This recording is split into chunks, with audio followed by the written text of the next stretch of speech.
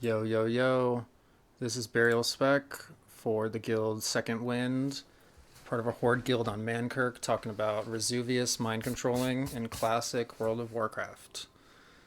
So, this is a VOD that I have of a smooth run we did for mind control, and I wanted to go over it and talk to you about things that you'll see and that you can keep in mind compared to some other videos that maybe go a little too quick. So, right here, we're going to pause. First target is always going to be the one that's closest. And here we have Razuvious walking around.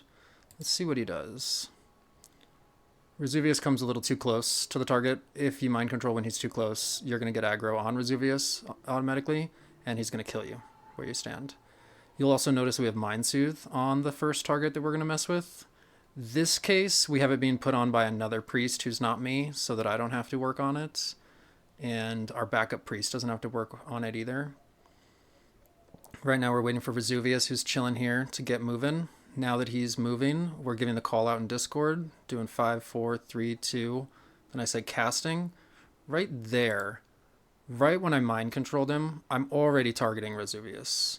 Because you can cast the 3-second mind control on the target, switch to Razuvious. This is going to make it much easier, because here, he's running right at the mind controlled target, which is nice. But we're going to immediately hit taunt and immediately hit shield wall.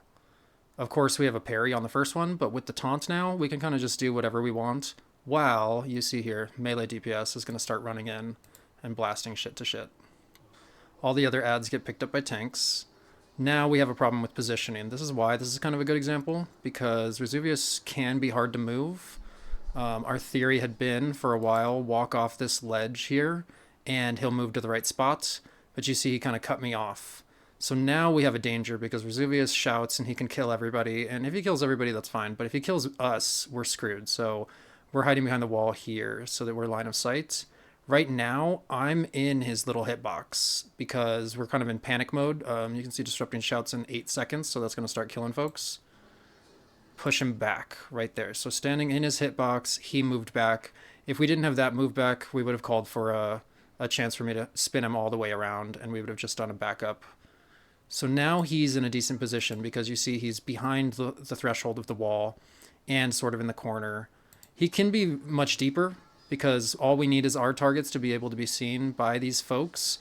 But another great thing about this run that you can see is that we have line of sight from the mind controllers, which is one of the theories on keeping mind controls. But as you see, I went behind that and we were out of line of sight there before. The next thing to think about is that we're going to have a taunt exchange. So my mind control target's right here, and the next mind control target is standing right next to me. Then let's see when that happens. We're going to call it out so we get the disrupting shout. And actually, it was right there. Let's go back and watch that real quick. Yeah, you can actually see the dude taunting right there. So it's all kind of based on the cooldown timers. So obviously, taunt is only up for 20 seconds. Shield wall is only up for 20 seconds. The problem is that mind control has a cooldown on the targets of a minute. So if you do 20-second switch, 20-second switch, 20-second switch, 20-second switch, you're going to have your mind control still on cooldown when you try to pull it from them. So you have to draw it out a little longer. So here's how we're doing it.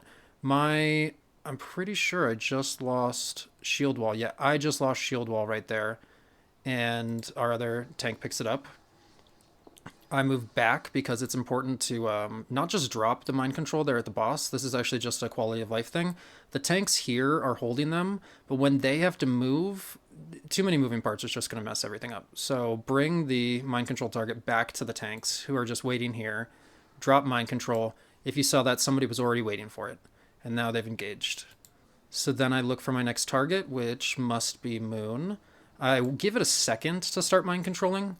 So here I see shield walls fading in 10 seconds. And I was playing around a little bit too. So we give it a second because if we do it too soon, there's a higher likelihood that we have a break on the mind control, which sucks.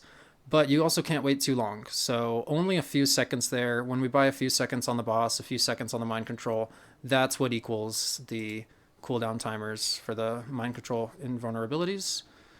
Going back, now we're here to get ready to taunt.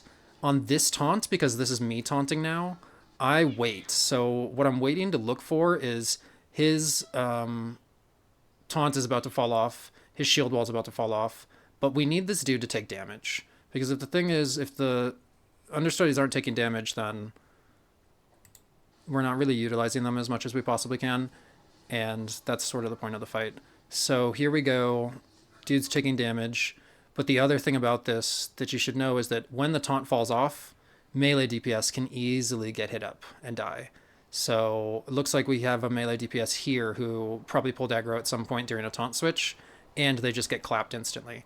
These dudes will stay at the top of the threat for a while, but still, it's important to call out our taunt's falling off. We're going to do a taunt switch, melee watcher aggro. So now I've taunted again, shield wall's up, and just do our thing.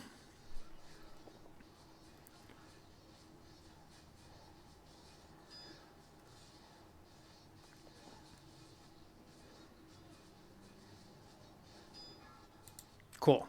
So taunt is just about to fall off, and the next Death Knight's on, or Death Knight? Death Knight is on its way. Now he's here. We're going to give it a second.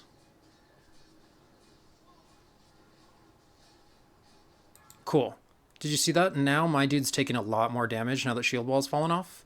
And this is the time where it would be good to switch, but we could run this down to 50%. And some of the runs that we've done where it's been closer to the wire, we can run Death Knights pretty far down. And we just need them to stay alive because healers will heal them. And that's one of the benefits of taking it back over to the tanks, because healers, dots, and other things can keep going on that target and kind of heal it back up if your guild's running really close. So here we go, boom, and he just taunted. So here's how I call it on Discord. When my dude's getting low, I say, okay, great, time to taunt, maybe 60%. Then you see on the target to target, the next dude has a higher health pool, of course, and then you know you're ready to go.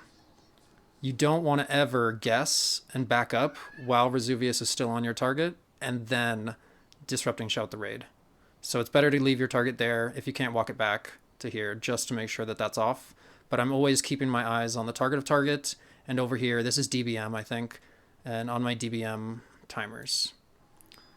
Got it, drop it. Let's see. This is a perfect example. So we've been doing our little thing, little bits and pieces, but this debuff right here, the like arcane explosion looking thing, that is the one that says they're immune to mind control. So imagine here now, this dude's taunt's going to fall off in a few seconds. Shield wall's about to fade too. And if we hadn't been pushing every little bit, I might mouse over it here.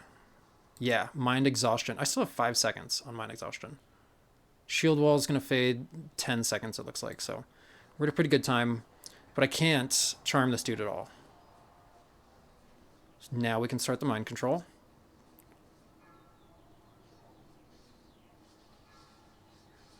Disrupting shout's about to occur. I'm going to let his dude get low. He's getting low. Great. Now we're taunting. Boom. Just like that. One of the other things about this too, everybody worries about mind controls dropping.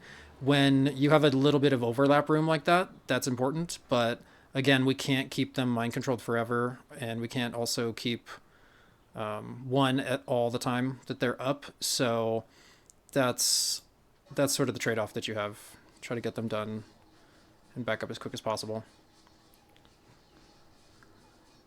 But this stage of the fight is when you're going to get the mind exhaustion and when you're going to be pushing stuff. And of course, that's when executes popping, so there's a lot more aggro going out. Let's see how this goes. Taunt's about to fade. Taunt just faded.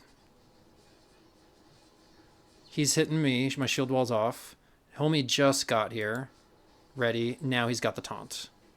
Sweet, and we're ready to switch. I can see the debuff right here on my plater bars that we're at 7 seconds.